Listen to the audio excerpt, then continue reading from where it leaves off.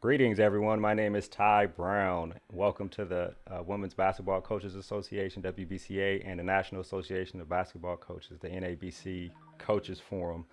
I appreciate you guys being here. I am the managing editor of Athletic Director U, and I also host the One Question Leadership podcast. We have an excellent panel here today, and I will introduce them to you right now. We're going to talk about the new NIL frontier. We'll look at some observations from the first month or so of name, image, and likeness in college athletics. Our first guest is Gabe Feldman. Gabe is a professor of sports law at Tulane Sports Law Program. He also serves as the associate provost for NCAA compliance at Tulane, and he's well known as a leader in sports law around the country and contributes to a number of publications such as the New York Times, the Wall Street Journal, amongst others. Next, we have Blair. Bryan is the Deputy Director of Athletics and Chief Operating Officer at Washington State.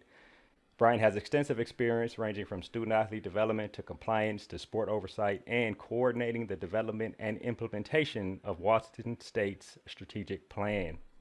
We also have Hilary Cox. Hilary is the Associate Athletics Director for Administration at University of South Carolina. She's new to that position, but she spent 10 years working in compliance, serving as the compliance liaison for a number of sports, including football, women's basketball, and baseball. And her current primary responsibility is overseeing name, image, and likeness for South Carolina athletics. We had Coach Blakeney from Howard, but unfortunately something came up where he could not make it and be here with us today, but we will give you some great insight on name, image, and likeness and where we are today. Greetings, everyone. Thanks for joining me. We can come off mute, and I actually am going to start off with Gabe, you being the lawyer in the room. Well, actually, Bryan's also law educated too, but Gabe, I want you to give us the kind of your perspective of a definition of what name, image, and likeness is from the perspective of someone who works in sports law. Sure. So thank you for having me. Thank you for everybody who's attending. I'll give you the very brief definition of name, image, and likeness, since it's a term that everybody is using nonstop for the last couple of years and for the foreseeable future. The rest of the country and the rest of the legal world refers to it as the right of publicity, not name, image, and likeness, but they kind of mean the same thing. And what I like to think of it as is just like you can own a piece of property, like you own your car, and you get to drive your car and you get to stop other people from driving your car, and you can sell your car if you want to, but it's your property. So it's the same thing with your name, image, and likeness. You own your identity. You own your name, you own a picture of you, you own anything that signifies who you are, which means you can use it as you want to, but you can also prevent other people from using it without your consent. And if they want to use it, you can require them to pay you. And everybody in the country has a right of publicity. Everybody in the country has a right to use their name, image, and likeness.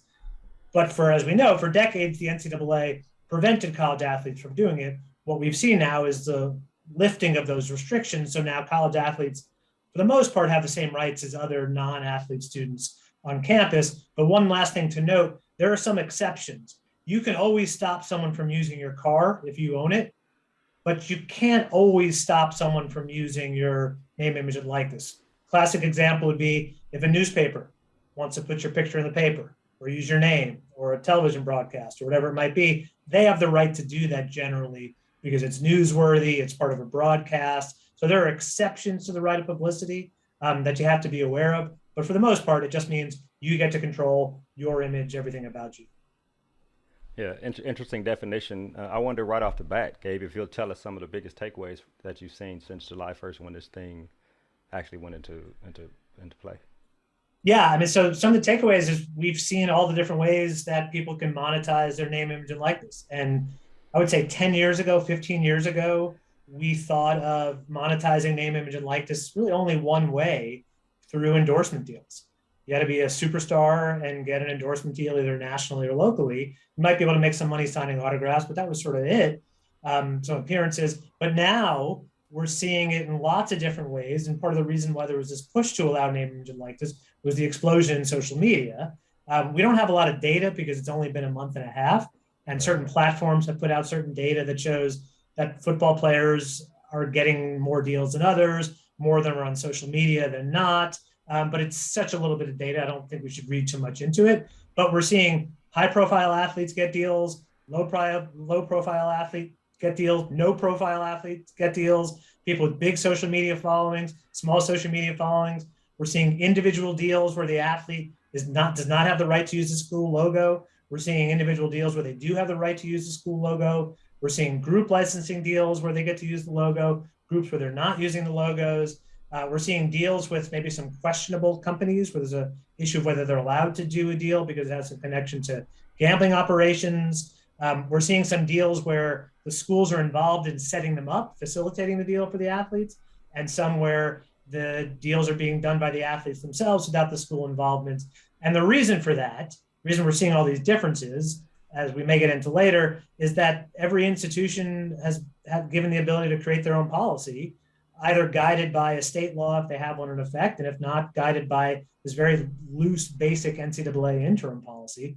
And so in some states, athletes can do things that athletes are not able to do in other states. And we're seeing athletes exercise those rights. So the deal that was done by BYU with Built, which has gotten a lot of headlines, would not be permissible in a number of other states. But because Utah does not have a state law in effect, BYU athletes are able to do this. BYU was able to be more involved in that deal, but athletes in lots of other schools and lots of other states couldn't do that. So I think, to sum up, what we've seen in the last month and a half is a snapshot of what we're going to see going forward.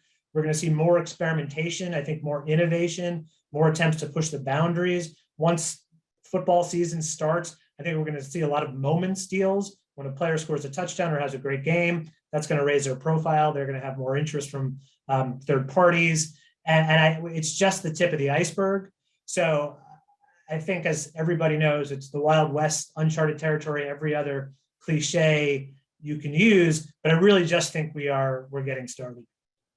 Yeah, I agree. We are just getting started. Thinking about that, that means there is a consistent education plan, and as always, there's a consistent evaluation plan in place. We don't have coaches on at the current moment, but Bryan and Hilary, thinking about educating and insight from coaches, right? There's this feedback loop. Coaches are asking you questions, and you're giving them information, but then you're also asking questions yourself in terms of what student athletes can and can't do or how they should operate.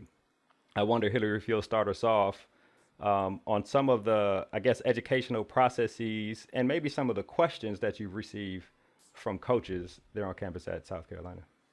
Yeah, thank you a lot. And thank you for having me here today. I'm excited to talk NIL with everyone.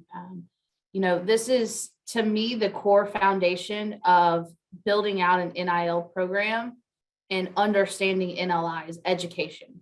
Right. This is just the foundation of institutions. And this is where you really should invest your time and your energy, is into the education piece of it. But most importantly, talking about education means that you have to be willing to adapt and to move. Right. So having a base understanding of what NIL is, Gabe summed it up tremendously. But then also being able to think on your feet and move and see these new things, because Ty, as you mentioned, it's just going to continue to change, right? This is just something, this is the snapshot in time. This is something that's going to move in different directions as we move forward. So we really stress to our coaches here, try to be as flexible as you can, try to be as understanding and communicate. Conversations, that's what this is. This is a learning process for everyone. If someone tells you that they know how NIL is going to work and what it's going to be like in 2, 3, 4 months, they're lying to you, because this is just something that we've never truly dealt with before in terms of changing the whole direction of college athletics and how we operate, and just go with it on the fly. So we've really encouraged our coaches to have conversations, to ask the question. We've had lots of conversations with our student athletes. Just, what are you seeing? What are you experiencing? What are people asking you? What are people saying to you? And trying to empower them and give them enough information so that, we can't be involved in the deals with them. And that's kind of painful, right? Because you're hoping that you've done enough to prepare them to go out into the world and deal with people that are operating sometimes multi-million-dollar businesses. But just having that conversation, and this has really been a great experience to to bring everybody to the table and get everyone's feelings and thoughts on it and take it all into consideration as we continue to pivot throughout the process. Right, which is true. Bryan, being the deputy athletics director over football, over a number of different sports, and you have responsibility for a whole lot of things, and you probably have 15,000 different bullet points going on in your head right now. But specific to NIL, I wonder, are there any questions you've received from the coaches that report to you, or even coaches just on campus, in terms of being essentially number 2 or 3 in charge there at Washington State? Yeah, I think a lot of the questions early on have been, where is this going? What does this mean for me? How will this impact recruiting, which are kind of the base level? I mean, we get into the nuances of the weeds. I think a combination between this question and kind of the last one you asked, I've tried to, we talk about education a lot of times in terms of boundaries or guidelines we need to give people. I've tried to frame our education as how we can be offensive in this area, how we can go into offense and be really aggressive. Or as much as people want to be. If you don't want to have a hand in it, you don't need to. But for our coaches to understand what you can do, what you can't do, and where the opportunities lie, that way they can talk to those young people, whether they're being recruits or their current people on their teams, to say, hey, there's opportunity out there for you.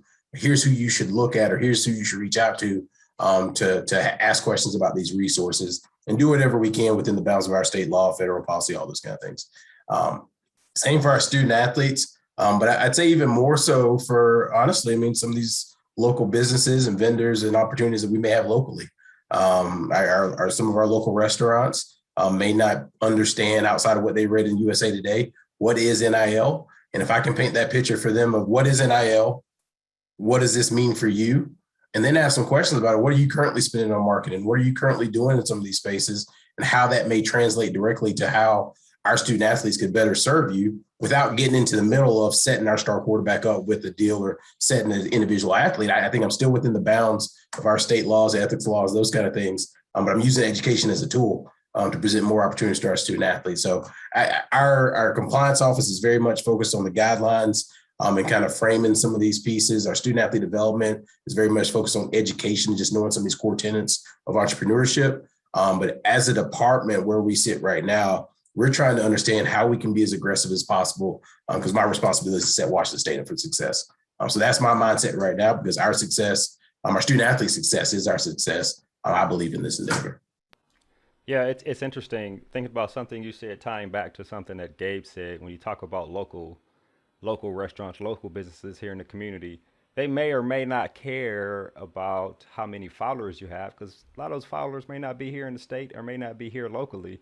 But if you could come on and have a kid represent you in some type of ad or some type of post or something like that, it may mean a whole lot more to a local business than it probably would to a national business. I wonder about that type of thinking when you're talking to coaches or talking to student athletes about, I guess you can't give a whole lot of advice, and you have to probably be objective, but there is something there in terms of local when you talk about these types of deals that student athletes can make. Yeah, I mean, a lot of this conversation early on has been what schools will be most successful in this area. And we're in the Pac-12.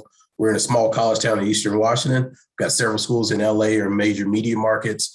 And I think the assumption when this was first even uttered was schools in major media markets will blow everybody out of the water. And I don't think that's been the case. One, as Gabe talked about, social media doesn't have a home base. Your social media reaches international, really, in a lot of ways. What we've noticed, too, is in a small college town, we own our market.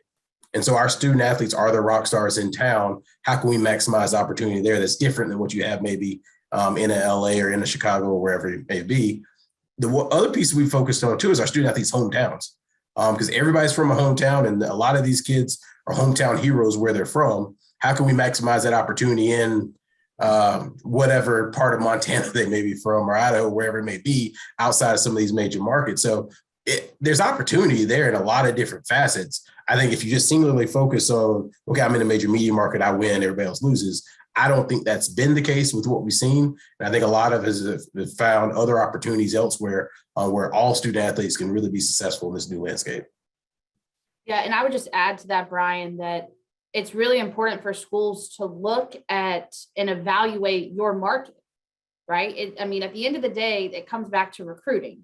And everyone on this call understands the nature of recruiting, and that you point out the pros that you have within your institution, right? And so it's been really important for us to look around at the market. And, one of our things is there are no professional teams in our city.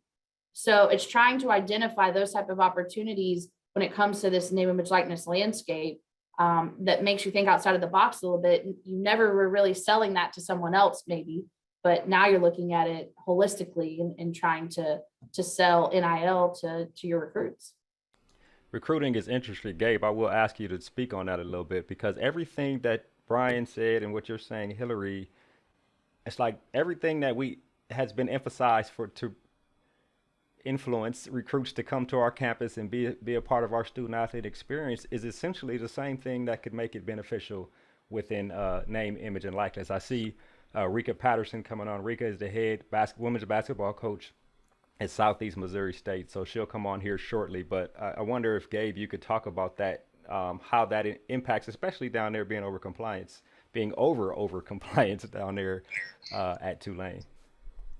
Yeah, I mean, I think that's been one of the challenges, is that there aren't many rules in place from the NCAA, but one core rule, and it's been maybe the most fundamental rule in all of college sports, is compensation cannot be pay for play, and it cannot be used as recruiting inducement.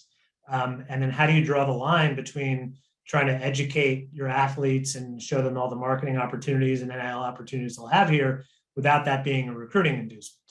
And we're sort of learning on the fly here. And right now it looks like the NCAA is going to be relatively lax in terms of enforcement and pushing enforcement down to institutions. I think eventually there'll be some interpretations we can look at of what's permitted and what's not permitted. But I do think for the most part, they're taking a hands-off policy in schools, as long as they are not saying, if you come here, we will guarantee you X amount of money in NIL deals.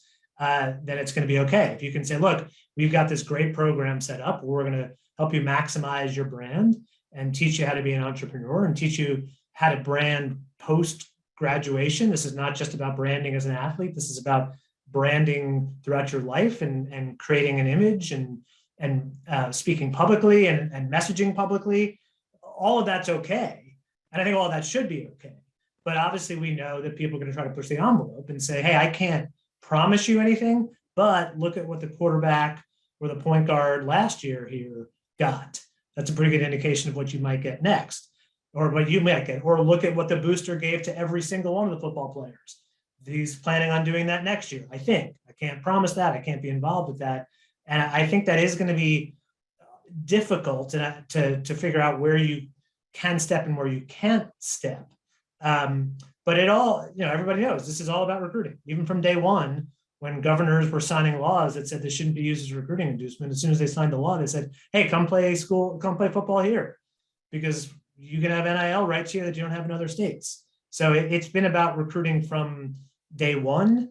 And I think, I know we'll touch on this a little bit later. I don't know how many people have seen the movie The Purge. I've never actually seen it, but I've heard about it. Apparently in The Purge, there's like a 12-hour window once a month where no laws apply and you can do whatever you want.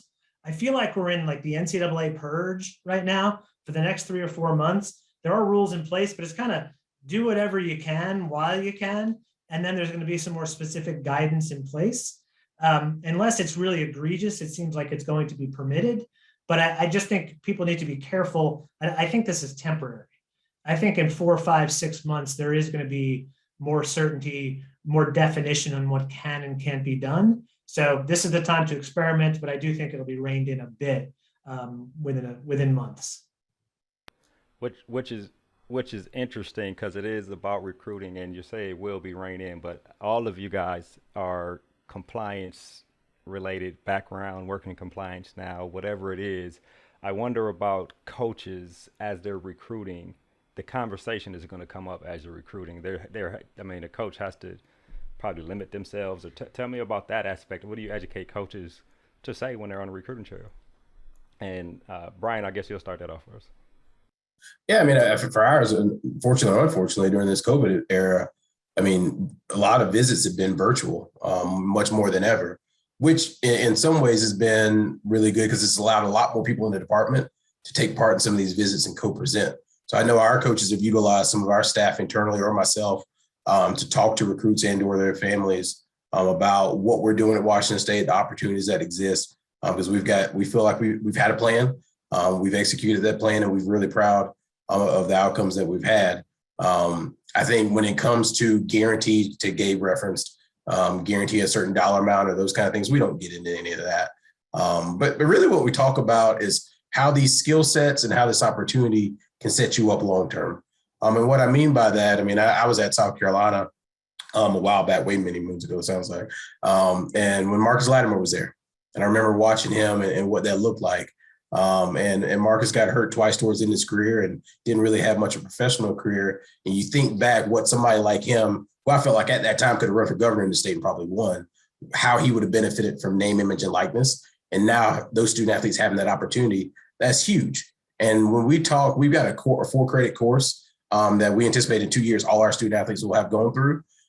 The skill sets we're teaching in there, while they apply to name, image, and likeness, if you choose not to engage in name, image, and likeness, you're a better person for having engaged in those. And that's public speaking, that's financial literacy, that's all these other skill sets that maybe you wouldn't pick up otherwise in college that now you have at your disposal. And we've asked ourselves that question with everything we've approached.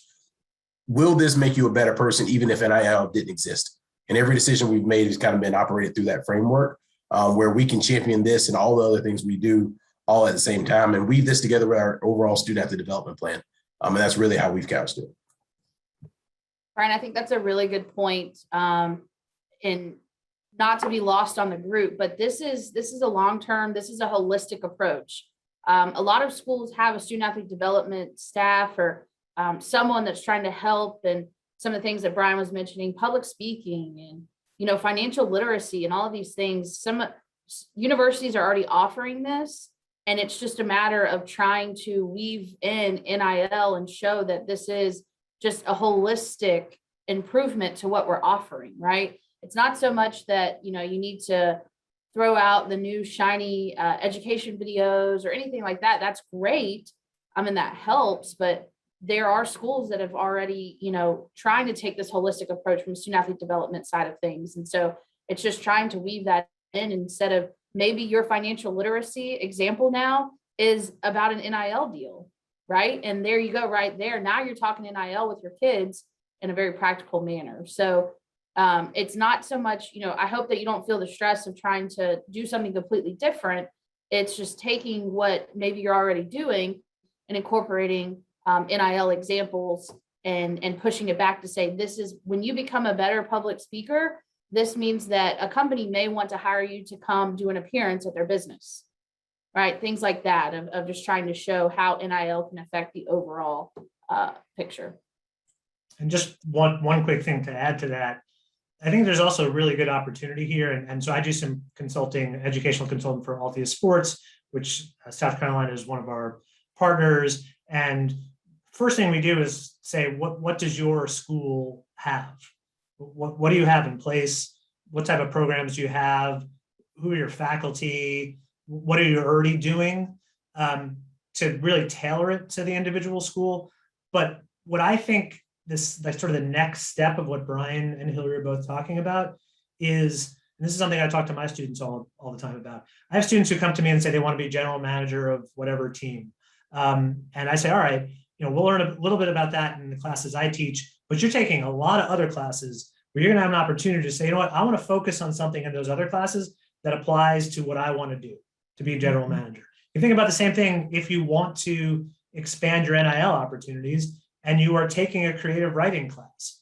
You can figure out, all right, how can I do my project on something that could be for NIL purposes? If you're taking a gender studies class or a race studies class, let me do some research on the gender differences in NIL deals or the difference in race in NIL deals. Stuff that really help you in the NIL marketplace, but also as part of your academic studies. And it isn't just the specific NIL coursework. And it's not just a specific athlete education. It's incorporating it into your overall education, because as Bryan and Hilary both said, these are skills that for 99.99% of the athletes are going to be meaningful well after they leave college and probably unrelated to the types of deals they're doing now, right? When they get a little bit older, I've tried to go on TikTok, but I think I'm too old. I think they don't let me go on. But eventually you sort of age out of those sort of things. But the skills transfer, they translate. So I think that's the goal here, is to teach them skills that they can use at any point in their lives, in any part of their careers. And Ty, I would just add on, there's opportunity for student athletes within this space to be entrepreneurial outside of their own NIL to help others maximize their NIL. And I think that's what we've seen when we've had student athletes interested in a career in communication, social media, digital media, videography, any of these skill sets, or they long-term want to be in sports business, sports agent route, or they want to help maximize brands and marketing. I mean, this market's been created, and you see all these companies pop up. If our student athletes are entrepreneurial enough, they can create their own opportunity within that opportunity that doesn't include their own NIL, but helps others maximize their NIL. So there's a lot of opportunity, and we focus on individuals' NIL, but I think the student athletes have a space to champion that as well. And who better suited, to Gabe's point, to try to understand TikTok for somebody like myself? That's going to be a couple more years in progress. Excellent points, everyone. Gabe, I'll say you're not too old for TikTok, because I know plenty of people who are my age and older who actually are on TikTok all the time and every day. So real quick, we got Rika Patterson on. As I mentioned, Rika is the head coach at Southeast Missouri State. She's the head women's basketball coach. And I just asked her to come on briefly to give us the perspective of a head basketball coach in terms of, did she disappear? Did she disappear? It looks like she disappeared. But when she comes back, to give us the perspective of a head basketball coach in terms of NIL, and I think she has to run after that whenever she comes back on.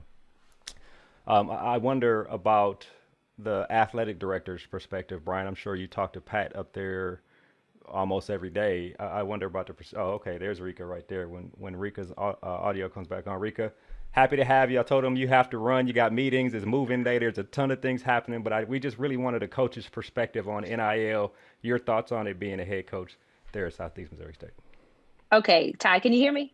We can hear you. Yes, ma'am. Perfect. Well, thank you for having me join in. And my apologies for having to pop in and pop out. Here at SIBO, our level is a little bit different than some of the Power 5 schools. We've always been about educating our young ladies on how to be an adult.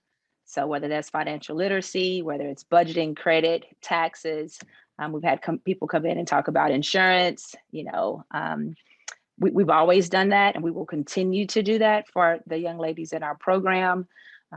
I personally do not want to get into the specifics of NIL with each of our players because of the potential issues that could happen in the locker room.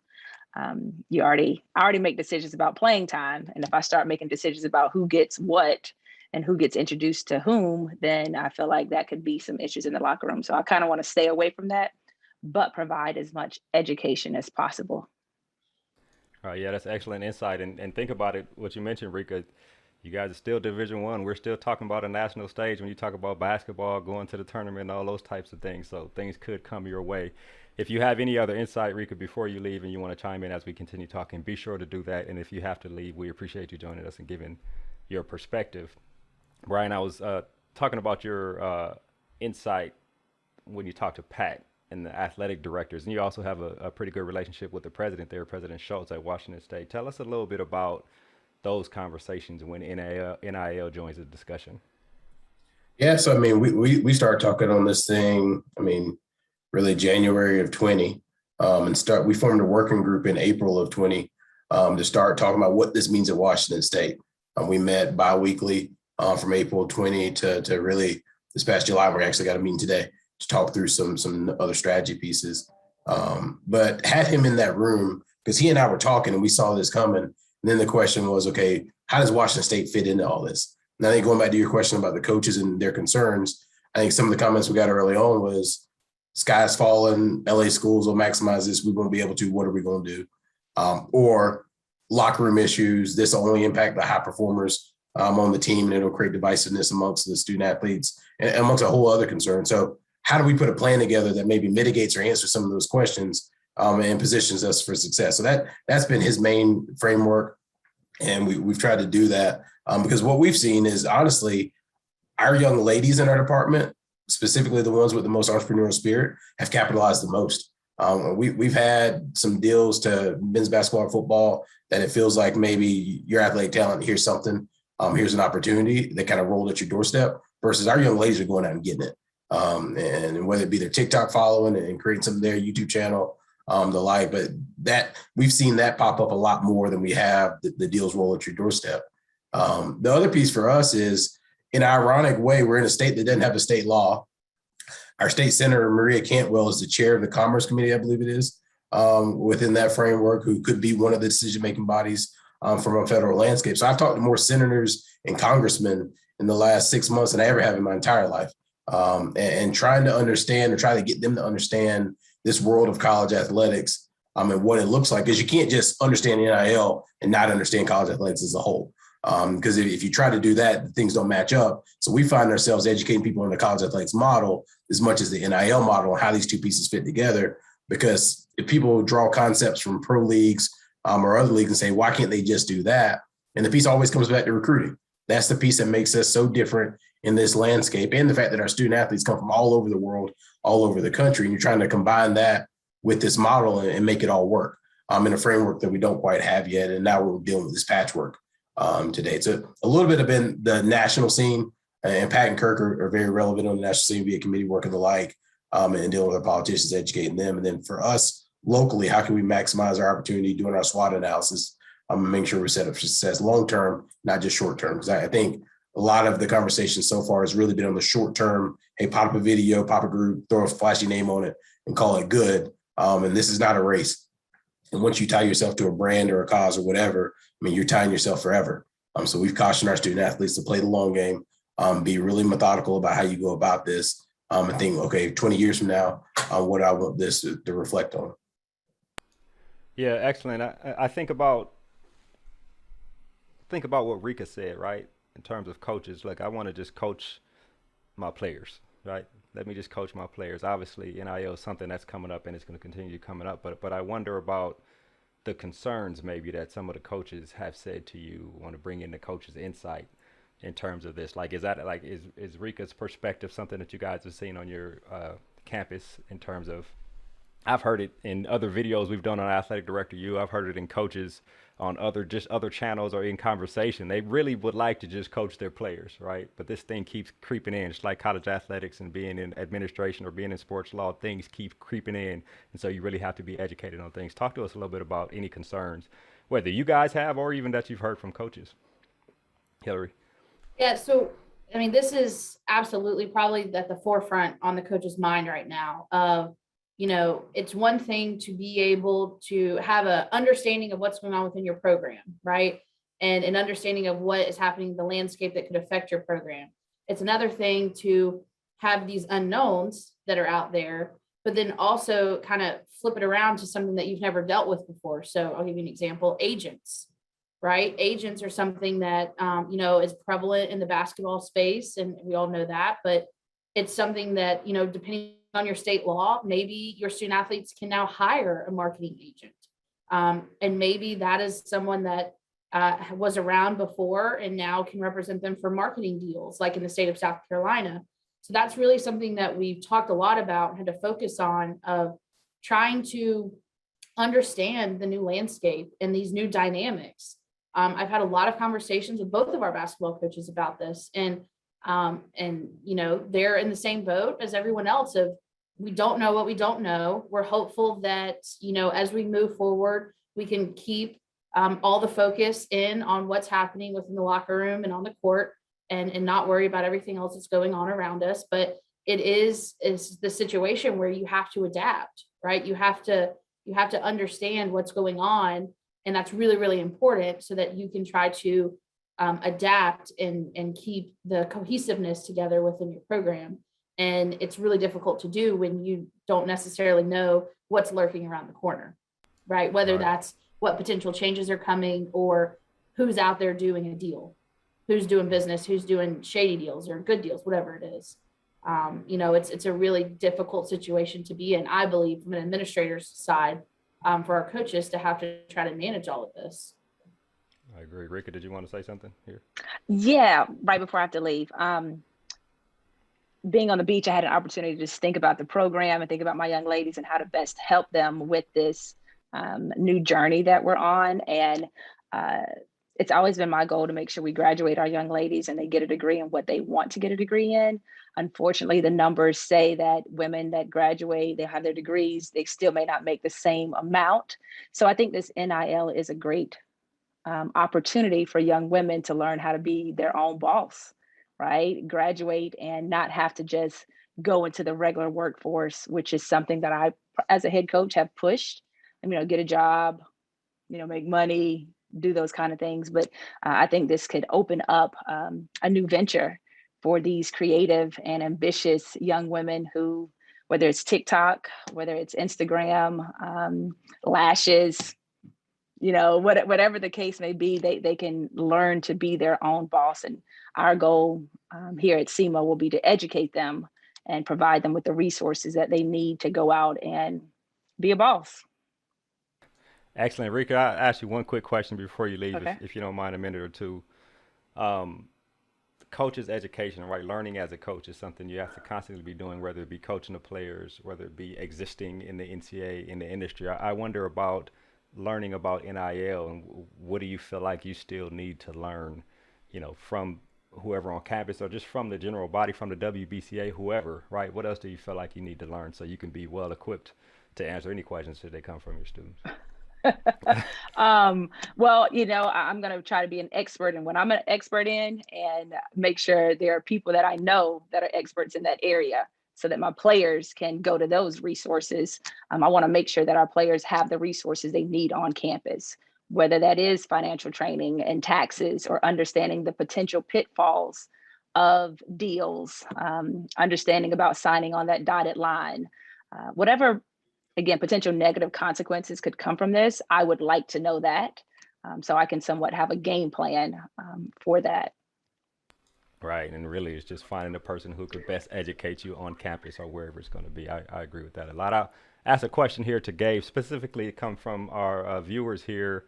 Somebody asked, what if a player is from Illinois and plays a sport in college in Colorado or something like that? Or say there is a company back home in Illinois that wants to sponsor them, but they do play in Colorado. Talk about those types of nuances when you talk about tax related and name, image, and likeness.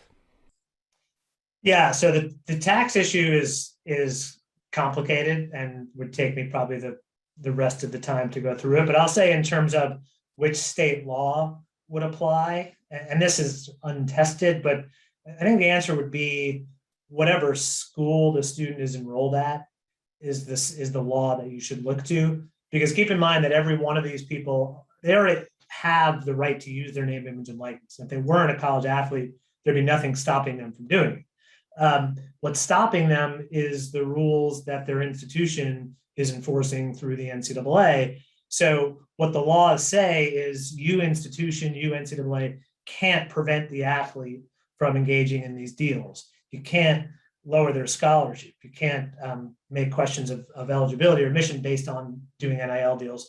So that would, if it's an athlete who's in school in Illinois, but does a deal in Colorado, Colorado's not really involved because there's no school in Colorado that's involved in this deal. It's just the school in Illinois. So you'd look to Illinois law there. But if there's a breach of the contract, if there's a tax issue, that's when Colorado law might come into play as well. But again, you have to sign up for a full semester of civil procedure to figure out the answers to those questions. But the short answer is focus on the NIL law if it exists in the state where the school is located that the student goes to.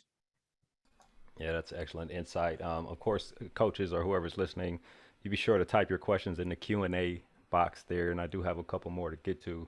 One I'll ask, and this may still be a tenuous subject, but international players, right? I've seen some players say that they don't necessarily have the ability to participate. Gabe, this may be a question for you, or Hilary or Bryan, if you've seen any of that on campus at your institution. Anybody? International players? Yeah, I'll take a stab at it, put it that way. We've had a lot of conversations surrounding this, and I know that there's been a lot of conversations between institutions and agencies and all of these things. So I would start my answer with the disclaimer of we always tell our international student athletes to go speak to international student services, right? So that they have an understanding of what the parameters are for them to be here on their visa status, right? Because at the end of the day, what we're talking about, and the boil it all down to, they're here in the United States on a visa, and a lot of them are here on a student visa, and there are restrictions on what you can and can't do when you're here on a student visa. And so it's really important, I would say, to try to avoid this area if you can, so that it's not something that it's a risk management for you, right? Have them talk to an expert. And, you know, Coach was just on here. She said, look, I want people around me that are experts.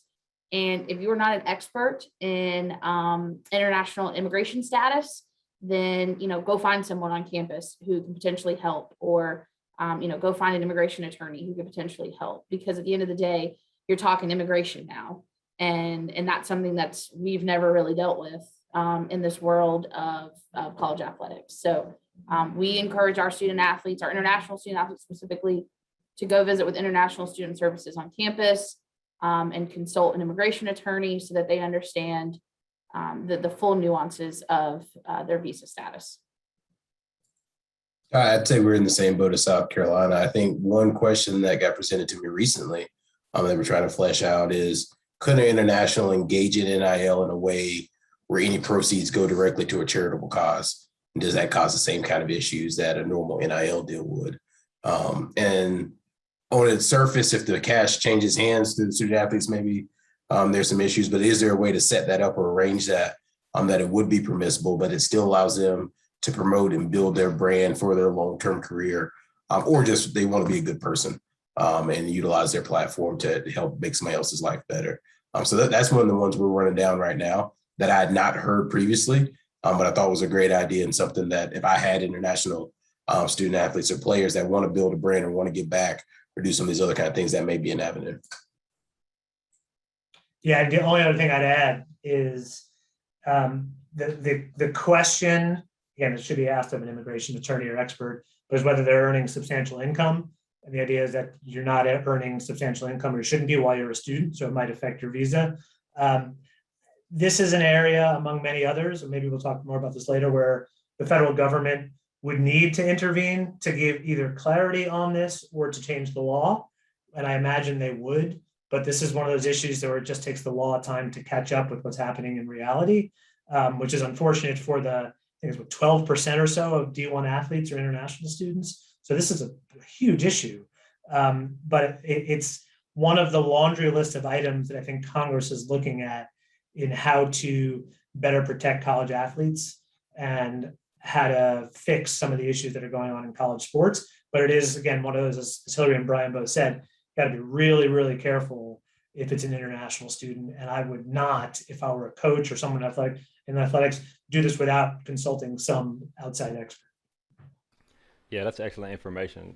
Like Hilary said, go see the International Services Department on campus, which I'm sure you guys probably have a relationship with, being is that a lot of student athletes are from overseas. You know, interesting question popped up, and I wonder if you guys are doing any of this on your campuses. I had a conversation with somebody from UNLV, and he talked about the relationship with the branding and marketing department on campus, right, in terms of whether or not a student athlete can use the school's branding, right? Some schools do it differently, some schools restrict it, some don't. I wonder, how has that conversation come up with you guys there at South Carolina and at Washington State, and probably even there at Tulane, Gabe? Yeah, and at South Carolina and in the state of South Carolina, our state law does allow for the use of our marks, which, Ty, I think that's kind of where you're going on this one, of the use of our marks. Our student athletes can use it, they just have to seek permission for it. And so I would say, of all of the topics that we've discussed internally over the last year, the use of marks has been probably the most nuanced discussion. And that we feel like that's an advantage for any school that can allow a pathway to be for use of marks, because at the end of the day, if you have your student athlete in your uniform, you know, that probably is going to mean more to a company than a student athlete in just a generic uniform, right? And it's great for the university, it's great for the student athlete, it's great for everyone all around to try to find a path to get there, right? And so here at South Carolina, we do have a process for that. There is a path to do it. And we're seeing, again, it's all about education. It's talking to the businesses and explaining to businesses how this works, talking to the student athletes, explaining to them how it works. But I feel like if you are at an institution where there's a pathway to use the marks, then that's something that you should really sell in the recruiting process and really, you know, go after if you can, because not all schools have that opportunity and not all states allow for that. And some states explicitly prohibit it. So if you have that opportunity, definitely take advantage of it. Yeah, I mean, we're in a situation similar. We don't have a state law. So we are not prohibited from a state law standpoint for student athletes using our marks. They have that opportunity with our trademarks office, very similar to any other endeavor. I think the conversation since turned for a lot of institutions, if you're in that state or in that position, of what does this look like between the student athlete, institution, and product or sponsor, whoever it may be, all kind of being together on forming this deal and everybody getting a piece of the pie. Or some of these group licensing endeavors that you've seen a handful of institutions sign up for. And what does that look like long term? Because you're right, the value goes up when you can use the logo. And if you're in a state that's allowable, and certainly as we talk about being in a competitive recruiting environment, we all want a leg up. I think those states that do have a leg up right now. And then so the question is, okay, how can we smooth that out as seamlessly as possible to protect student athletes so they don't do something where they're getting a cease and desist letter or something along those lines. But also, I mean, there's definitely a benefit if you're able to do it and your institution's comfortable with applying that mark and how they apply that mark. I think most institutions are generally pretty protective over who can have the mark and how they use it. So sometimes that process can be a little uneasy on the front end, but I think long-term we'll get to a point of comfortability as these things evolve to be able to do that and do it in a way where everybody benefits. Quick follow-up here. Go ahead, Gabe, quick follow-up. You may have some insight too. Hilary mentioned, and you guys have both mentioned working with the Trademarks office. Does that include if a student athlete wants to post footage or a picture that comes from your media department? I mean, how does that crossover work? So I would just say, I think there's a line between a sponsored ad or promotion and just you sharing information on social media and the like. One of the tricky scenarios we run into is YouTube channels. And whether either you allow YouTube, you hit the monetization button, and some of the ads pop up, or you actually do an ad in video. So if it's me holding an ad for this cell phone and I've got my Washington State logo on in the video, that's probably a discussion we need to have if it wasn't given prior approval. If it's just you with the Washington State logo and you're just talking about a cell phone and you're not promoting it in that video, but in the next video you have up, you are doing a promotion. I think that's where the gray area exists right now that we've allowed to go on. So to your point, Ty, because we got some student athletes that do a day in the life of a soccer student athlete. And certainly they have our practice gear on or whatever as they're walking to the venue or whatever. And then maybe the next video, they've got a 30-second spot for body armor or whatever it may be. And so there's a line somewhat in the sand right now as we're a month and a half into this thing. But that's something that we've talked about of you can do this, but you can't do that. And I know they're similar, but you just got to understand where and how you're doing it. Excellent. Gabe, if you'll give some insight, and then I have a follow-up question, and then we'll let you guys give your final say before we wrap. So, Gabe, give us some insight on the topic we just talked about. Yeah, I was just going to say, I mean, just to add on, those are all great comments, that some of this comes down to trademark law, and there's a question of how the law would be applied here, and some of it is what the institution wants to put in their policy or what the state has as part of their law. But generally speaking, if somebody asks, are we allowed to use the trademark? The answer is no, unless you get permission, right? So that's any kind of trademark. But as Bryan mentioned, really where we're starting to see the issues is the school not just saying, yeah, we'll give you the right to use the mark, but hey, if you're going to use the mark in an ad for Pepsi, Pepsi's going to pay us too.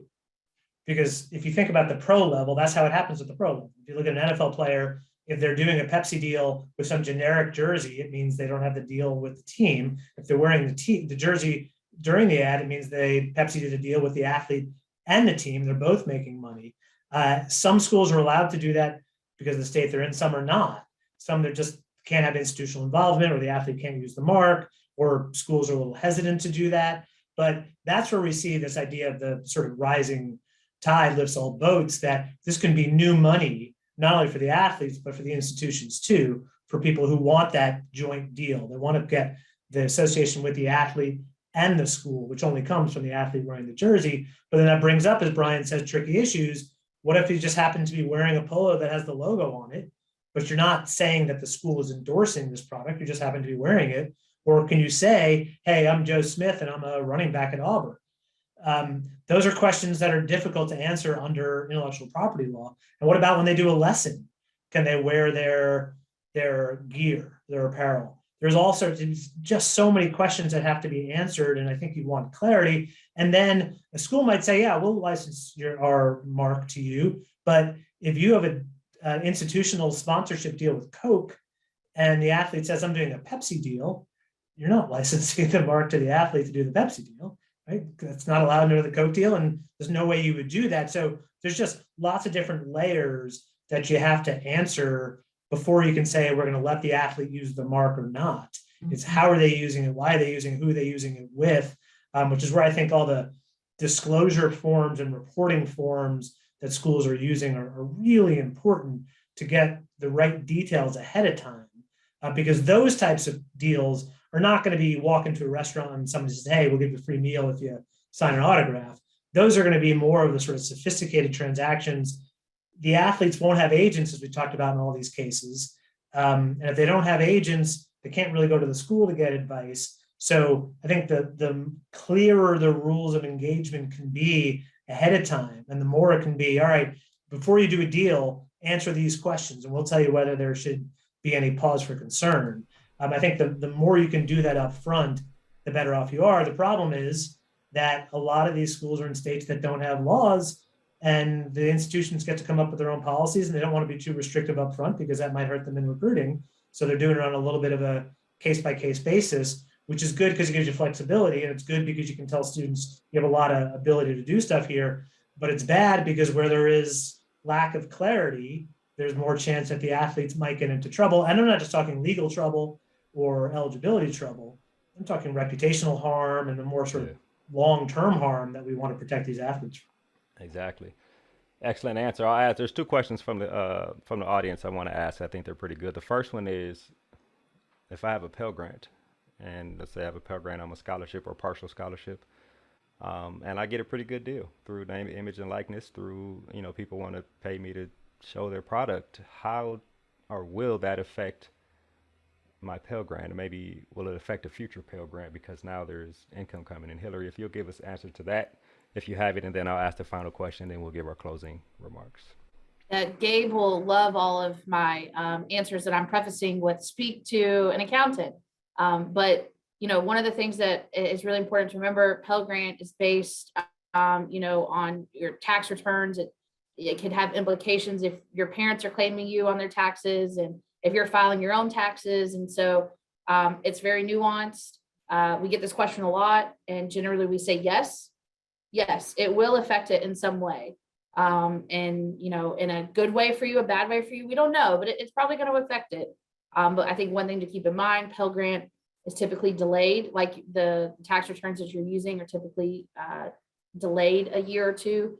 So, it may not show up for this particular academic year, maybe down the road. So it's just, again, it's long-term planning.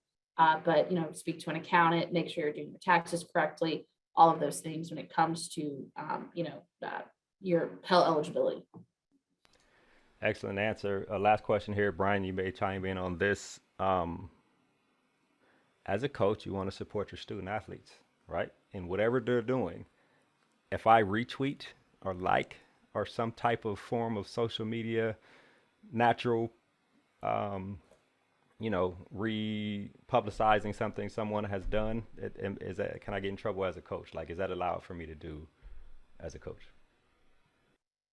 Yeah, I would say generally speaking, yes, allowable. At least in our own situation, that if you want to retweet or help publicize, I know there's some institutions that have a social media handle just for their NIL efforts, and they republicize and repost a lot of student athlete deals. I think it was Rika made the point earlier, though. I mean, if you retweet one, you better retweet them all, and vice versa, because then you get into the sense of, okay, you used your social media capacity as my head coach to help get this person more notoriety, but you didn't do me. And we already run into that with media coverage, who's on the poster, all these kind of decisions that we have. So I'm not sure. I think it's just one more layer on top of that. But I think in our situation that's permissible, but just being careful how you do it and how many times you do it is probably the bigger concern. Right. All right, so we're pretty much done here. Each person has 45 seconds to advise the audience on anything related. Remember, most of our audiences are coaches, so give us some advice, educators. 45 seconds. Bryan, Blair, I see your mic is on. Go. Yeah, I would just say this is a lot of change happening at once. I know you asked the question, Ty, earlier. I just want to coach ball. I'm not sure that day exists going forward. And I think this past year with social justice, with COVID, and the pressure for people to get vaccinated, to clear stats, all that. And then now with NIL, like you got to be all in on all these subjects and be knowledgeable, be able to answer these questions to a certain degree, or having a really good team around you to answer these questions. But I think in all this change and all this uncertainty, there's a great deal of opportunity for those people to grab it. And I think those people that look at this as an opportunity and seek that opportunity out are ones that are going to be successful. And this isn't a short-term play. There can be a long-term strategy to make sure our student athletes are better off and have a better experience, and we as an institution set ourselves up for success too. So we're playing the long game. I don't anticipate any decisions made in the short term, reasoning. We're going to make long-term decisions that help Washington State long-term. That's where we're focused. Excellent answer. Hilary, 45 seconds. Let's hear it. Yeah, I'm a former student athlete. You guys are coaches. We need quick takeaways. I got you. I got 3 for you. The first, educate.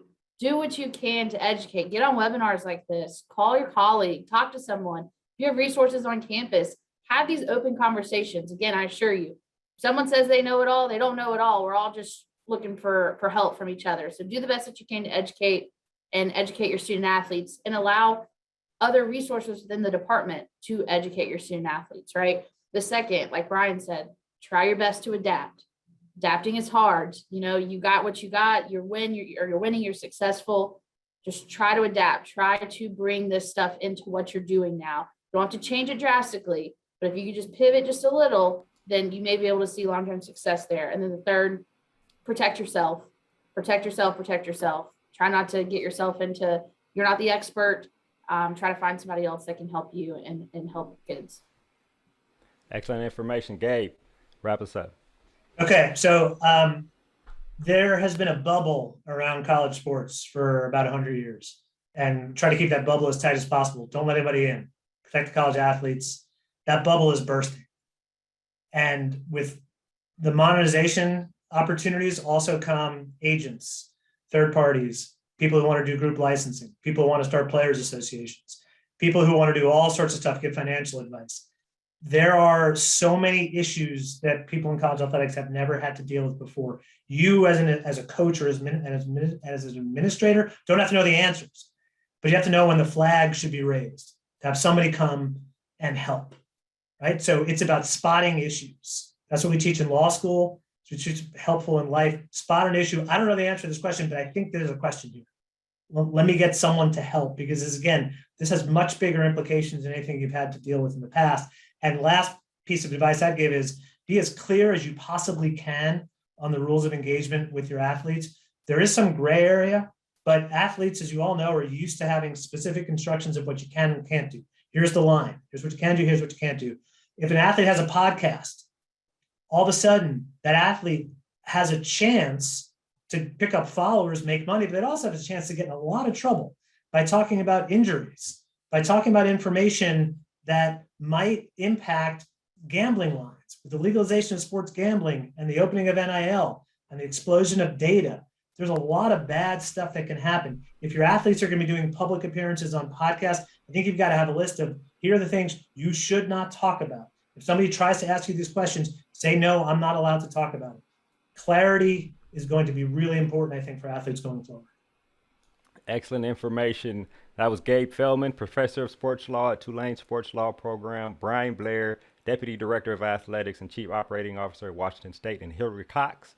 Hilary is the Associate Athletics Director for Administration at South Carolina. Of course, I am Ty Brown, host of the One Question Leadership Podcast. Really want to thank WBCA and NABC for allowing us to be here.